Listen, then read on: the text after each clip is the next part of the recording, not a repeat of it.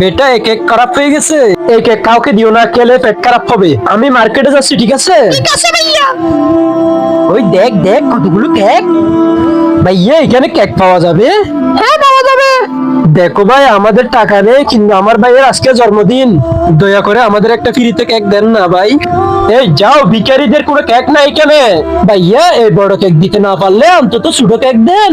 আরে birthday cake কি এখানে তোমার বাপ রাখছে? আমার কাছে যে কেক আছে সেগুলো তোমাদেরকে দেওয়া যাবে না। চল এখান থেকে, যাও ভিখারির বাচ্চারা। আরে ওই কেকটা আছে না, এই দাঁড়াও। কি হয়েছে ভাই, তোমার ভাইয়ের জন্য বার্থডে কেক চাচ্ছ না? হ্যাঁ ভাই, দাঁড়াও আমি দিচ্ছি।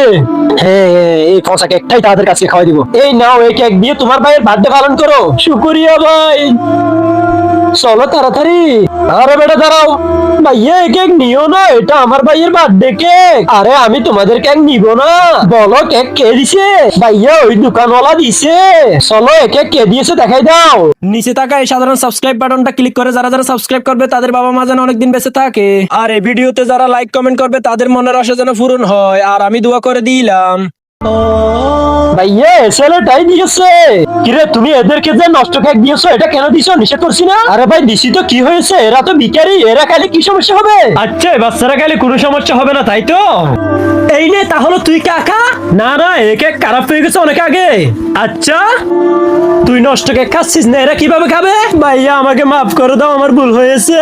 ভালো হয়ে যাও। হ্যাঁ এই নাও বাচ্চা, হ্যাপি বার্থডে বাবা। শুকরিয়া ভাইয়া। চলো আবার আমরা চলে যাই, আমরা গিয়ে আবার বার্থডে পালন করব তোমার।